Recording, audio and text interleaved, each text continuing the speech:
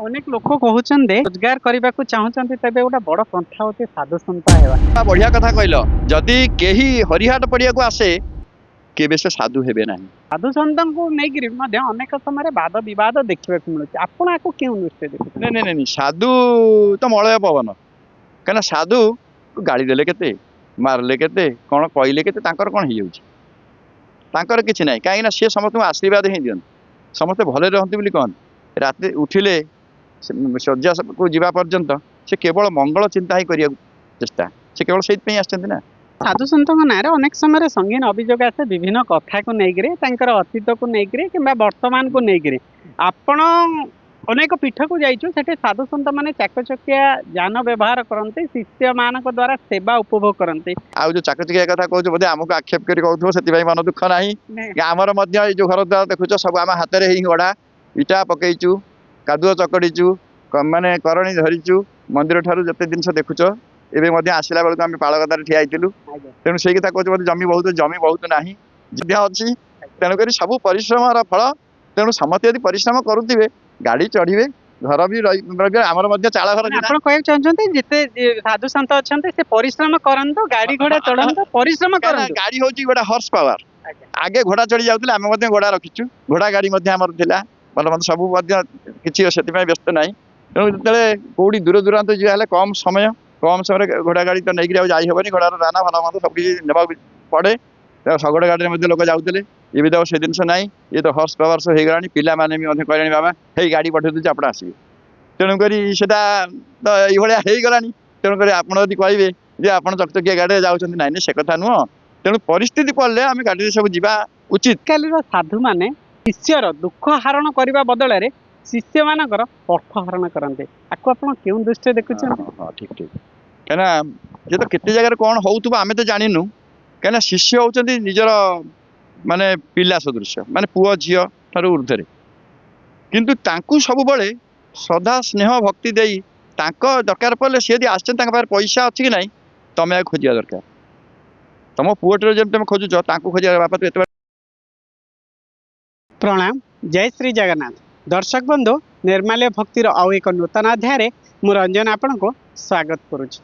बंधुगण, अनेक महापुरुषों पीठरे बा मालिका बरंदा पीठरे द्वंद्व सृष्टि होउछि। से पीठाधीश को लेकिन हो किंबा अन्य कौन घटना को हो किंबा अनेक साधु सन्त को लेकिन अनेक समय वाद विवाद देखा मिलूँ। आपण आपको क्यों दृष्टि? जय गुरुदेव, जय पंचसखा, जय जगन्नाथ।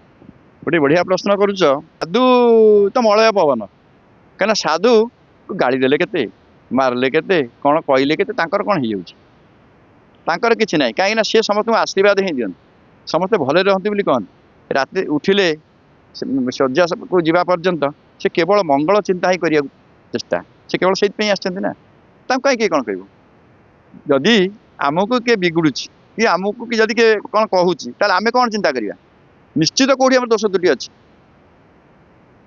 ताले आमे सजाड़े पे चेष्टा करिया ताले किए आमको कहीदेला आमे ताको रागी जीवा सेटा नुह। अनेक साधु सन्थों नारे अनेक समय संगीन अभियोग आसे विभिन्न कथा को लेकिन अतीत को लेकिन कि वर्तमान को लेकिन। आपण अनेक पीठ को जाइछु, सेठी साधु सन्त माने चाकचकिया यान व्यवहार करते, शिष्य मान द्वारा सेवा उपभोग करते। किंतु ए पीठरे टिके आमे देखिलु नियारा दृश्य। जेतले आमे पीठ को देखुचे आमे देखुचे आपण गोमातांकर सेवा करूछन्ते, तो सेपटे केपटे चाष होउचे, चाष काम करूछन्ते, सब काम करूछन्ते। आपण पीठर पीठाधीश्वर मठर संपत्ति अछि, किंतु आपण ए समय विलासपूर्ण जीवन यापन न करी आपण काहे के परि भाबरे माने कार्य करते व्यस्त रहउछन्ते। ठीक किंतु मठर संपत्ति नाही जति अच्छी बहुत कम आम गाई गोरु रखीचु सत आउ जो चाकचिकिया कथा कहूँ बोधे आमको आक्षेप करी कहू से मन दुख ना आमर जो घर द्वार देखुच सब आम हाथ में ही गढ़ा इटा पकईचु कादुआ चकड़ीचु माने करणी धरीचु मंदिर ठारू जते जिनस देखुच एवं आसला बेलू आम पाड़गदार ठिया तेणु से कथा कहूँ जमी बहुत ना जेहेतु आमर गोरु गाई आम रखीचु से अन्य जो सब चाष जमी माने आगुरी थिला से तो व्हीलर पिलर भल मत सब माने मठर आउ किछि नाही तेणुक जो सब चाष करुँच जमी आम सब नड़ापाल संग्रह करुँ कहीं जे गोरु ना से दुख करने को भल पाऊना तेणुक आम जो गाई रखीचु गाई दुख तो सहीपरूनी तेणुक आम सब धान छण आ पाल ଆଉ ସଂଗ୍ରହ କରି ଆମେ ବର୍ଷକ ପାଇଁ ତାଙ୍କ ଦାନା ଗଣ୍ଡାକ ରଖୁଛୁ। ତେଣୁ ତାକୁ ରଖୁଛୁ, ପରିଶ୍ରମ କରୁଛୁ। ଆଉ ଯୋଉ ଗାଡି କଥା କହିଲେ, ଗାଡି ମଧ୍ୟ ଅଛି।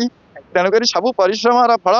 ତେଣୁ ସମସ୍ତେ ଯଦି ପରିଶ୍ରମ କରୁଥିବେ, ଗାଡି ଚଢିବେ, ଘର ବି ରହିବେ। ଆମର ମଧ୍ୟ ଚାଳ ଘର ମାନେ ଥିଲା। ଆପଣ କହିବାକୁ ଚାହୁଁଛନ୍ତି ଯେତେ ସାଧୁ ସନ୍ଥ ଅଛନ୍ତି ସେ ପରିଶ୍ରମ କରନ୍ତୁ, ଗାଡି ଘୋଡା ଚଢନ୍ତୁ, ପରିଶ୍ରମ କାହିଁକିନା କରନ୍ତୁ। ଗାଡି ହଉଛି ଗୋଟେ ହର୍ସ ପାୱାର। ଆଜ୍ଞା। ଆଗେ ଘୋଡା ଚଢି ଯାଉଥିଲେ, ଆମେ ମଧ୍ୟ ଘୋଡା ରଖିଛୁ। ଘୋଡା ଗାଡି ମଧ୍ୟ ଆମର ଥିଲା। ଭଲ ମନ୍ଦ ସବୁ ମଧ୍ୟ କିଛି ସେଥିପାଇଁ ବ୍ୟସ୍ତ ନାହିଁ। ତେଣୁ ଯେତେବେଳେ କୋଉଠି ଦୂର ଦୂରାନ୍ତ ଯିବା ହେଲେ କମ ସମୟରେ ଘୋଡା ଗାଡି ତ ନେଇକି ଆଉ ଯାଇ ହବନି। ଘୋଡାର ଦାନା ଭଲ ମନ୍ଦ ସବୁ କିଛି ନେବାକୁ ପଡେ। ଶଗଡ ଗାଡିରେ ମଧ୍ୟ ଲୋକ ଯାଉଥିଲେ। ଏବେ ତ ଆଉ ସେ ଜିନିଷ ନାହିଁ।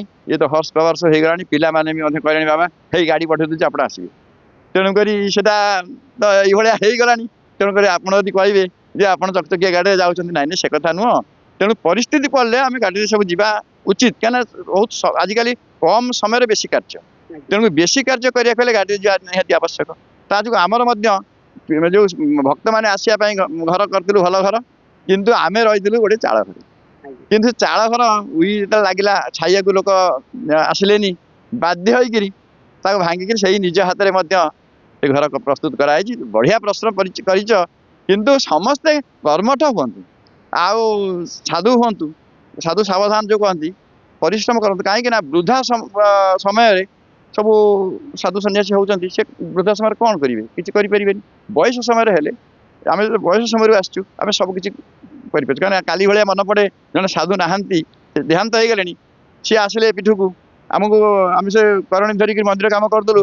ସେ ଗୋଟିଏ କଥା କହିଲେ ଯେ ଯଦି ସାଧୁ ହବ ତାହେଲେ କାମ କରିବ କାହିଁକି?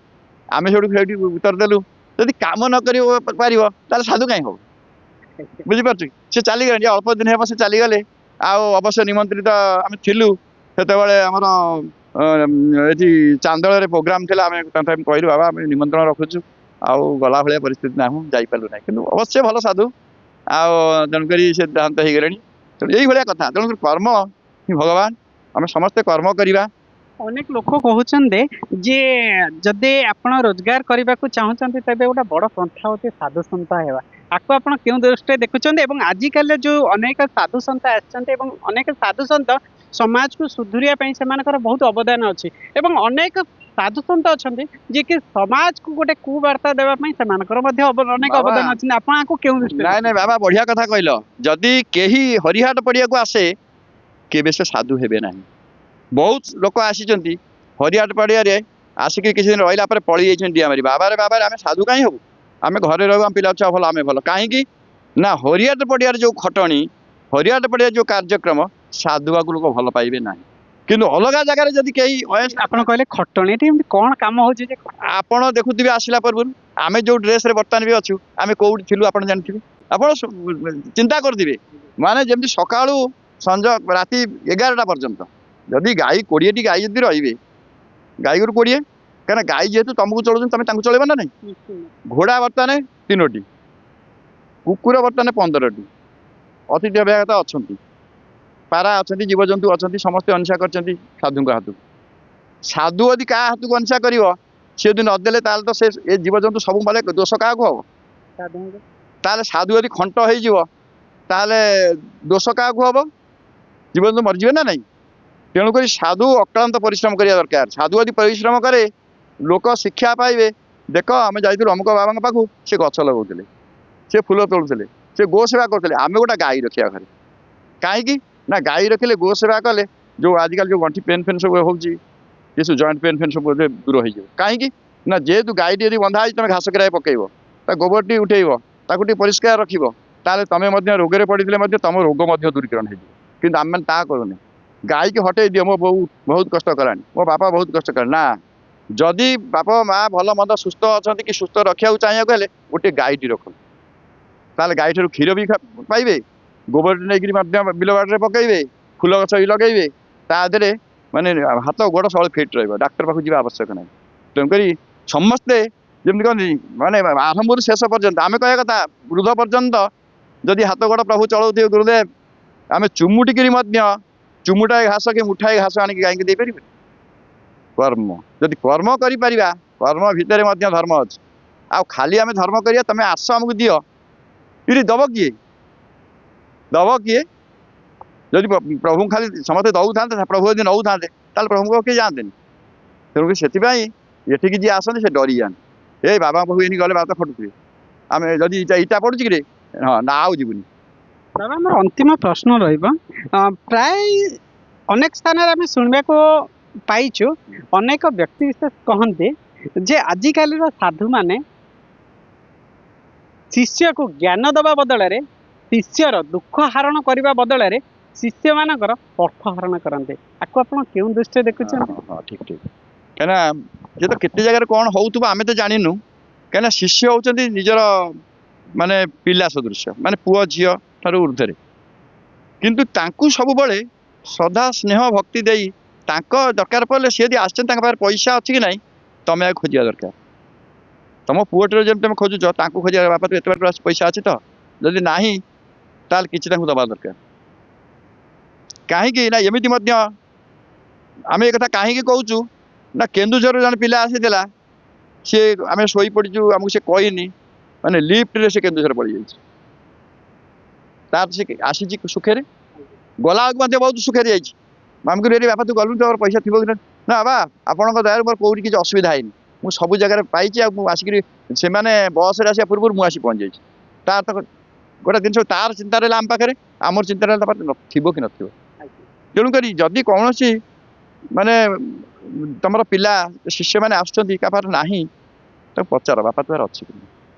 ଏଇଟା ହଉଛି ମାନବିକତା। ମାନବିକତା। କିନ୍ତୁ କାହାକୁ କୁହ ନା ବାପା ମୋର ଦରକାର, କି ବାପା ଯା ମୋର ହଲିଷ୍ଟିକ୍ ଦରକାର, କି ଅମୁଲଟି ଦରକାର, କି ଅମୁଲ ଦରକାର, ଆଣେ। କାହିଁକି ନା ଆଣେ କଥା କହିଲେ ଆଗେ ପଇସାଟି ଦେଇକି ଚିଠାଟି ଦେବ, ଆଣେ ବୋଲି କହିବନି। ଆଣେ ବୋଲି କହିଲେ ସେ ଲୋକଟି କ'ଣ ଭାବିବ, ମୋ ବାବାଙ୍କର ଦରକାର, ମୁଁ କ'ଣ ଏତିକି ଜିନିଷ ଦେଇପାରିବିନି? କିନ୍ତୁ କାହା ଶିଷ୍ୟଙ୍କ ଦ୍ୱାରା କୌଣସି ସଉଦା କିଣ ନାହିଁ। ଦର୍ଶକ ବନ୍ଧୁ ଆପଣ ଦେଖୁଥିଲେ ବାବା କେତେ ସ୍ପଷ୍ଟ ଭାବରେ କହୁଥିଲେ, ପ୍ରଥମେ ସାଧୁ ହେବାକୁ ହେଲେ ନିଜକୁ ସୁକର୍ମ କରିବାକୁ ପଡ଼ିବ, ନିଜେ ନିଜର କର୍ମ କରିଚାଲ, ଫଳ ଭଗବାନ ନିଶ୍ଚୟ ଦେବେ। ତେବେ ଏ ସବୁବେଳେ ଗୁରୁଙ୍କ ପାଖରେ ଲୟ ରଖିବା ଦରକାର। ଗୁରୁ ପାଦ ହିଁ କେବଳ, କାରଣ ଗୁରୁଙ୍କର ପାଦରେ ତମେ ସେବା କରିବ ତାଙ୍କ କୃପା ତ ଛାଁ ଧରି ଆସିବ, ତମର ଅଭାବ ଅନାଟନ କିଛି ହବନି। ଜଣେ ଯଦି ଯେମିତି କହନ୍ତିନି 50,000 ଟଙ୍କା ପାଇଲେ ମାସକୁ ଚଳିପାରୁନି, ତମେ 5 ଟଙ୍କାରେ ଚଳିଯିବ, କାହିଁକିନା ଗୁରୁଙ୍କ କୃପା। ବୁଝିପାରୁଛ? ତେଣୁକରି ଆମର ଅୟସ କ'ଣ ଦରକାର, ଆମେ ତ ଶାଗ ପଖାଳ ସନ୍ତୁଷ୍ଟ, ଯାହା ମିଳିଲେ ତ ଆମେ ଖାଇଦେବୁ, ଯାହା ମିଳିଲେ ତ ଏଇଟା ହେଲାନି ସେଇଟା ହେଇନି, ଯାହା ଦେଲେ କେବେ କହିନୁ ଯେ ଏଇଟା ଅଲଣା ହେଇଛି କି ଲୁଣିଆ ହେଇଛି କି ଭଲ ମନ୍ଦ ହେଇଛି। ପଚାରିବେ ଆଶ୍ରମରେ କେହି କେବେ ଯଦି କେବେ ବାବାଙ୍କୁ ପଚାରିବେ, ବାବା କ'ଣ କହିବେ? ବାବାଙ୍କୁ ତ ଯାହା ଦେବେ ସବୁ ତାଙ୍କର ଅମୃତ, ଆଉ ଯିଏ କହିଥିବ ଭଲ ହେଇଛି, ହଁ ଭଲ ହେଇଛି, କିନ୍ତୁ ଦେଖିଲା ସେ ଲୁଣିଆ ହେଇଥିବ, କିନ୍ତୁ ଆମକୁ ଅମୃତ ଲାଗିନି। କଥାଟା ବୁଝୁଛନ୍ତି? କିନ୍ତୁ ସମସ୍ତଙ୍କ ଭଲ ମନ୍ଦ ନାହିଁ, କିନ୍ତୁ ସମସ୍ତଙ୍କୁ ଶ୍ରଦ୍ଧା କର, ସମସ୍ତଙ୍କୁ ସ୍ନେହ କର।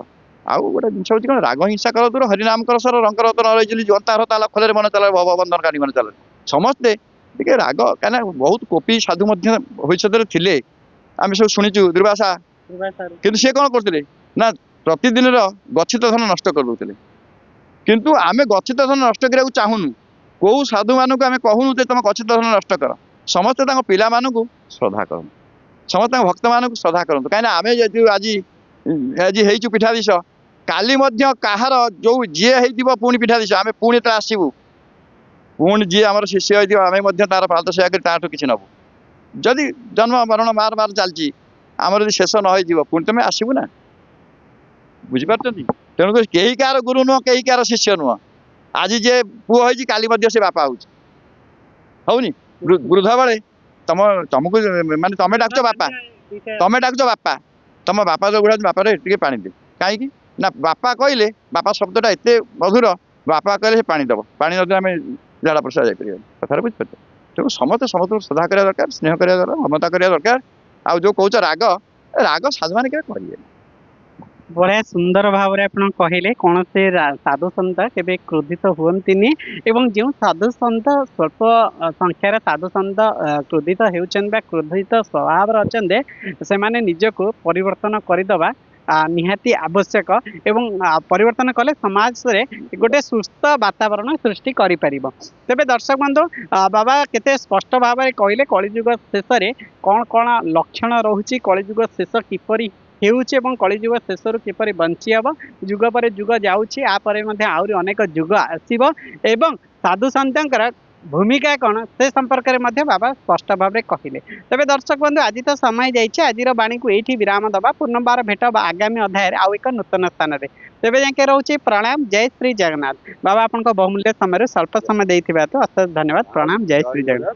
जय जगन्नाथ जय जगन्नाथ समस्त समस्त मंगल करंतु खाली आशीर्वाद वर्षा खाली समस्त जय श्री